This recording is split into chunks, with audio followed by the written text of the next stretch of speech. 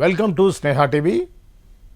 కవిత liquor case మన ఛానల్లో ఉన్నటువంటి ఎవరైతే ప్రేక్షకులు చూస్తున్నారో వాళ్ళందరూ కూడా చాలా ఇంట్రెస్టింగ్గా చూస్తున్నటువంటి సబ్జెక్ట్ ఏదైతే ఉంది అంటే అది ఖచ్చితంగా ఢిల్లీ లిక్కర్ కేసే. ఢిల్లీ లిక్కర్ కేసు సంబంధించి మనం చాలా అప్డేట్స్ ఇస్తూ వచ్చినాం. ఈ క్రమంలో తాజాగా మనకి తెలుస్తున్న విషయం ఏంటంటే కేసీఆర్కి కవిత యొక్క ఇన్వాల్వ్మెంట్ ఉంది అనే విషయం తెలుసని, ఆల్రెడీ ఆ లిక్కర్ స్కాము స్టార్టింగ్ నుంచి కూడా కేసీఆర్కి పూర్తి దాని మీద అవగాహన ఉంది అని కొత్తగా వార్తలు వినిపిస్తూ ఉన్నాయి. కొన్ని వెబ్సైట్లు, వార్తాపత్రికలు దీని గురించి ఆల్రెడీ వార్తలు కూడా ప్రచురించాయి. ఈ నేపథ్యంలో నిజానికి కేసీఆర్కి దాంట్లో ఉండే అవకాశం ఉందా, ఉంటే ఏ విధంగా ఉంది అనేటువంటి వివరాలు తెలియజేయడానికి మన స్టూడియోకి వచ్చారు దాసరి విజ్ఞాన్ గారు. వారితో మాట్లాడి ఈ కేసు సంబంధించినటువంటి డీటెయిల్స్ తెలుసుకునే ప్రయత్నం చేద్దాం. నమస్తే అండి. నమస్తే అండి.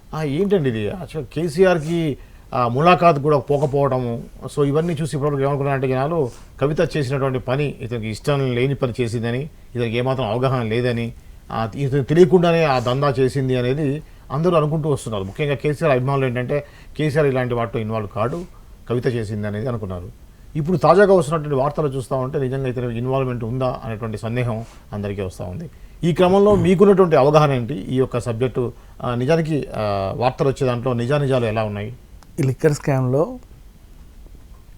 అందరి వాంగ్మూలాలు తీసుకున్నారు కదా, అలాగే అరెస్ట్ అయినటువంటి ఇంకొక అద్భుతమైన వ్యక్తి గోపి కుమరన్, ఆయన వాంగ్మూలాన్ని తీసుకున్నారు.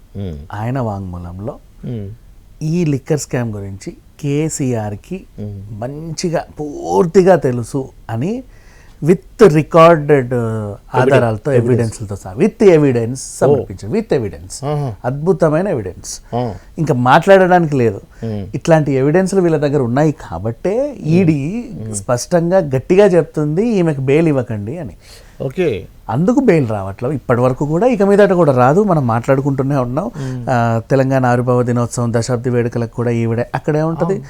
వాళ్ళ మొన్న బ్రదర్స్ డే రోజు ఏడ్చింది కదా, మళ్ళీ రాఖీ పౌర్ణమికి కూడా ఆగస్టు వరకు కూడా ఈవిడ జైల్లోనే ఉంటుంది, రాసి పెట్టుకోండి అంతే.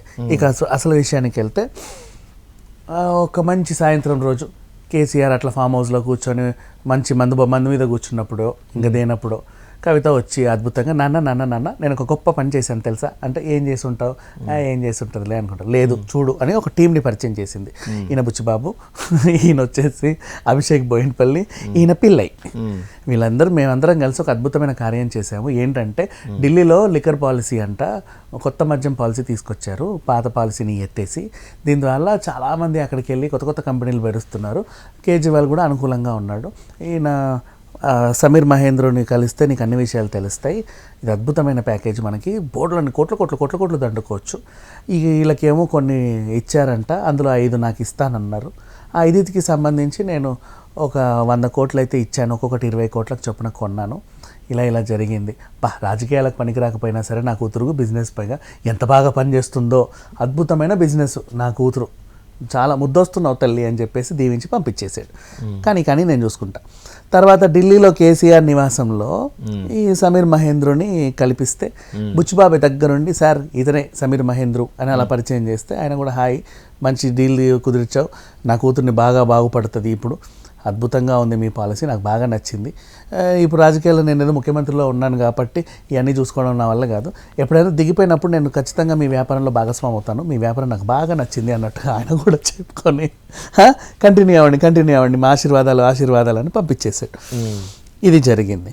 ఇలా జరిగింది అని గోపి కుమరన్ తన వాంగ్మూలంలో స్పష్టంగా రికార్డెడ్ ఎవిడెన్స్ సమర్పించేశాడు. And not only Gopi Kumaran, ఇలా అండ్ మన రాఘవ వీళ్ళు కూడా అప్రూవల్గా మారే బయటకు వచ్చారు, తిరుగుతున్నారు. సో వాళ్ళ వాంగ్మూలంలో ఏముందనేది ఈడీ ఇంకా వీళ్ళకి చెప్పాలా. సో బోల్డ్ అన్ని వాంగ్మూలాలు ఉన్నాయి అండ్ ప్రత్యక్ష సాక్షే ఉన్నాడు సుకేష్. ఇంతమంది ఉన్న తర్వాత ఈవిడకి బెయిల్ ఇవ్వడం అస్సలు కుదరదని చెప్పి వాళ్ళు గట్టిగా ఉండి, ఇప్పుడు గోపి కుమరన్ ఇచ్చినటువంటి వాంగ్మూలం ఆధారంగా చూస్తే కేసీఆర్ ఇన్వాల్వ్మెంట్ కూడా దీంట్లో చాలా ఉంది. దగ్గరుండి ఆయనే నడిపించాడు, ఆయన నడిపిస్తేనే కవిత నడిచింది. సరే ఆవిడేదో డీల్ అయితే తీసుకొచ్చింది, నా కూతురు చాలా గొప్ప పని చేసిందా, ఈయన కూడా భుజాలు తడుముకున్నాడు, నవ్వుకున్నాడు, ఆనందపడ్డాడు, రాత్రంతా మంచి ఫుల్ బాటిల్ దాకా ఎంజాయ్ చేశాడు ఫామ్ హౌస్లో చిందులు వేసుకుంటూ. ఇప్పుడు ఈవిడ చేసిన పనికి కేసీఆర్కి తెలుసు, వెనక నుంచి నడిపించాడు. ఆ ఒబేరాయ్లో జరిగిన మీటింగ్లు అవన్నీ కూడా వాస్తవమే. అండ్ సుకేష్ చంద్రశేఖర్ ఏదైతే ఆరోపించాడో మొన్న బీఆర్ఎస్ కార్యాలయం నుంచే అవును అంతా జరిగింది అని. సో కవిత జస్ట్ ఐడియా ఇస్తే దాన్ని ఇంప్లిమెంట్ చేసి ఫుల్ ప్లెడ్జ్డ్గా దాన్ని సూపర్వైజ్ చేసి నడిపించింది కేసీఆర్. సో ఢిల్లీ లిక్కర్ స్కామ్లో కవితను మించి చక్రం తిప్పింది కేసీఆర్ అని చెప్పేసి గోపికుమారన్ వాంగ్మూలం ప్రధానంగా తెలిసింది. ఈ విషయము కేసీఆర్ కూడా తెలుసు కాబట్టి ఆయన ఢిల్లీకి వెళ్ళడానికి జంకుతున్నాడు. ఎక్కడ ములాఖత్కి వెళ్తే అక్కడికక్కడ ఇట్లా పట్టుకొని తీసుకెళ్లి లోపలేసి ఇదిగో వాంగ్మూలం అంటారేమోనని ఎప్పుడు ఇక్కడిక్కడే పిచ్చి పిచ్చి బహిరంగ సభలన్నీ పెట్టుకుంటూ మొత్తం జనాలను ఎగేసుకుంటూ తిరుగుతున్నాడు. ఒంటరిగా ఎయిర్పోర్ట్కి వెళ్ళట్లా, ఒంటరిగా బహిరంగ సభలకు వెళ్ళట్లా, ఒంటరిగా రోడ్ల మీద తిరగట్లా, ఒంటరిగా కాలు బయట పెట్టట్లా, ఎప్పుడు ఆ సెక్యూరిటీని వేసుకొని. బీఆర్ఎస్ పార్టీ ఆఫీస్ నుంచే అన్ని జరిగాయి అని ఇచ్చినటువంటి వాంగ్మూలంలోనే బీఆర్ఎస్ పార్టీ ఆఫీస్ లో జరిగిన మీటింగ్ అంటే కేసీఆర్ కి అవగాహన లేకుండా అయితే జరగదు 100%. ఎందుకంటే అక్కడికి మంత్రులే రానిడినా, అవును మంత్రులే ఏదో ఎక్కడికో పోతున్నాం మేము అన్నట్టు వస్తారంట. ఎమ్మెల్యేలు అయితే అసలు వాళ్ళకి వాల్యూ కూడా లేదు. సరే ఎడతా అంటారంట గేట్ దగ్గర. ఆ రేంజ్ మనకు మొన్న కడియం శ్రీగారు వీళ్ళంతా చెప్పలా, బంగారంలా చెప్పారు. మాకు అసలు వాల్యూ ఉండదు వాళ్ళ దగ్గర, వాళ్ళే అంతా ఒకటే, దగ్గర కూడా రానివాడు అని. అట్లాంటిది మంత్రులనే దగ్గర రావడానికే జంకే దగ్గర సుకేష్ చంద్రశేఖర్ వెళ్ళి డబ్బాలలో నోట్ల కట్టలు నింపి వ్యవహారం నడిపాడు అంటే కేసీఆర్ తెలియకుండా ఉండదు 100%.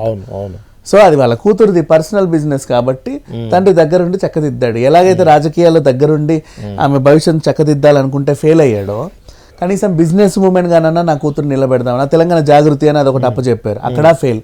బతుకమ్మకు బ్రాండ్ అంబాసిడర్ చేశారు, అక్కడ ఫెయిల్.